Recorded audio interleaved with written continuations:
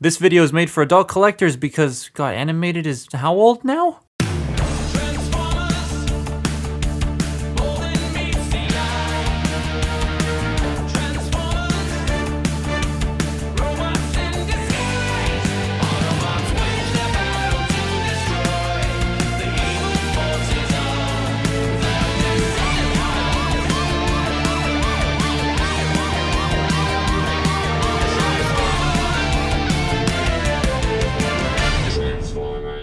One thing I wanted to do when I went on vacation was grab an animated Lockdown for a decent price, and I couldn't find one, but I found this Prime, and I'm glad I decided to buy this one instead of the slightly overpriced Lockdown I saw, because bruh, this is one of my favorite Voyager toys of all time now. I'm gonna start in the alt mode because the main gimmick of this thing is the truck to robot transformation, so yeah, we're doing the truck first, and the truck looks great once you take the crap off the back. I've never been a fan of the stuff that stores on the back here. I really wish there was a version of this that came with the trailer / rest of the fire truck. They nailed, like absolutely nailed, the shape of this truck. The swooping angles and the squared off bumper, the recessed grille, it just adds to the non-boring truck look. Like, it's a nice spin on the G1 box truck Prime look, which is getting perhaps a bit too much now for me anyways. I'm seeing it a lot. I'd like to see something a little bit, you know, like this. My one problem with the alt mode minus its accessories is the feet sticking out the back, which seems to be like the Prime curse, to just have your feet hanging out there. The plastic feels different from most modern toys, but also from toys of this era. Animated toy plastic just feels different. It's not bad at all. In fact, it feels a lot stronger than normal, and honestly, it's really nice in the hand. I like it more than like the stuff on Scraphook or Hotshot, and there goes the damn furnace. Shut up. Furnace. It's got sort of like a rough texture to it. It reminds me a lot of Fans Project plastic, which I do quite like, so yeah. This truck alone makes me want to get a Bumblebee, Ratchet, Prowl again, Bulkhead, because I want to get the full cast of Autobot. Oh, and Jazz too, because he looks neat. I've always wanted that Jazz. That's all the truck really does though. There's no real gimmicks in this mode, so on to transformation. Yay. He transforms like a G1 Prime. Arms come from the side, head comes from the top, he can poof if he wants to, legs come from the back. It's all very familiar, but it works well. None of those tried and tested steps hurt the shaping in either mode in a way that leads to a very pleasing conversion. But then there's this waist thing. So some figures have aspects of their transformation that work very well and do really cool things, and then some have aspects that just sort of ruin the whole experience. She fell over. This is probably the latter. It's so you're supposed to push this lever and it's supposed to spin, but it doesn't do it very well. You got to sort of help it and then peg it in, which I've heard this peg likes to break on some people, so you know, keep that in mind. And then trying to go back is the most annoying thing, because you'd think unpeg it, oh, and then I'll just spin it around, and now it's backwards, and you have to go back, spin it like this, and then start going around, and then realize you haven't done it enough, and then you gotta like figure out which way it's actually supposed to go. That's not right. It's so annoying. I don't like this part at all. There we go, I did it. Oh, and now it won't peg in. There we go, I did it, I figured it out. Yay! Come on. It's neat in theory, it doesn't work at all. And that's frustrating because it drags the figure down. I'll talk about that more later. This looks so goddamn good.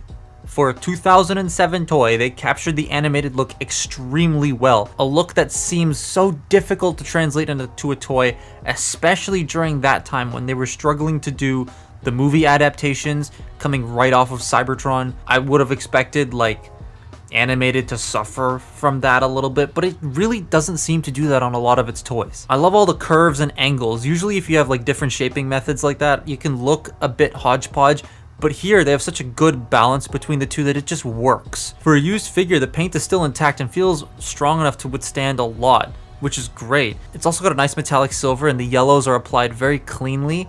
There's no bleed until we get to the head.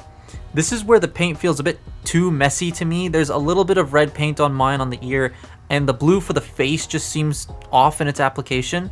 I also don't like the faceplate gimmick, which is weird because I usually like that. But because this gimmick, the way it works, you get this lever, you pull it down, and it gets left with this massive neck beard. I don't like the way that looks. Also, you can only fully retract the mask when his head is straight. If you turn it, it just bumps in and doesn't work. He can hold his weapons. The axe is just a bit too heavy for my figure's hands. And you get this water cannon. Yeah, if you fill it up with water and pull it back, you can actually shoot jets of water at people, which is neat. Mine's a little bit clogged. I cleaned it out as best I could, but it shoots, instead of forward, it goes straight up. So I need to fix that. The axe can also attach on his back as a set of wings, but I'll just get the Takara Jetwing one and put the wings on this because I do want to get that version. This is probably the part where he could benefit from a modern day update because it's a little lacking. Like, this is a lot better, and he's a chonker than this. So you got the head rotates, and it rotates on that weird angle because of the axis of the head. I've also just noticed now that the neck is paint chipping, which is, you know, more stuff about the head paint that I don't like. The mask can go up and down. It's a little loose. Shoulders can do a full 360. They will catch on the mirror, but they did think of that by allowing you to shift them out. So I like that. That's pretty cool. That's some nice forward thinking. Oh, I can't get it back in. He's got butterfly joint just because of transformation. That's also nice. God, that waist. Bicep rotation that's loose on this side. Elbow joint, which is loose on this side. And then this joint, which you think, oh, that's probably for transformation. No, it does it at the elbow. So why that's there, I have no idea, but, you know, whatever, I guess. Nothing at the wrists unless you unpeg the panel, then you can, like, flop that in and out. The waist. I hate this. It's extremely loose because he's going to take off because of the spinny gimmick. And it's a little annoying. You can sort of, if you wanted to, try to fake like a backwards ab crunch if you rotate the waist a bit, but yeah, no, it doesn't work. It's not worth it. It's too loose. I don't like that. He just sort of spins. You put the axe in this hand, right, and you put him in a certain pose, and he'll just start to rotate slowly the other way because there's no friction. Like, look at that. There's no friction, so he's not gonna stay. It's unfortunate. Hips are on universal, so they can go in and out, forward and back. No thigh swivel. And there clearly is room for one, considering there is a cut right there, but that's to attach the leg inside here, because there's a below the knee swivel, which you know is one of my least favorite things ever, because then that looks stupid. Come on. You're like, oh, I'm going to pose him. Let me rotate his thigh. Wonk. Now he's broken his shin. That doesn't work. No, stop doing that. The feet can go down and up, and the way that his legs are shaped, they're supposed to stand like this. So if you want a more flat look, you can do that, and then that'll then give you forward tilt because you're not using the full range, which is neat. I get it's unintentional, but it's neat.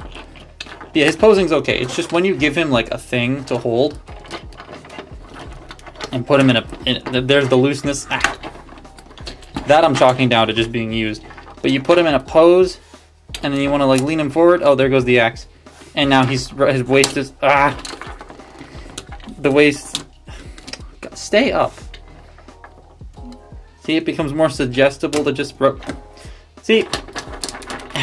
He can pose, but doesn't like staying in those poses. That looks really funny.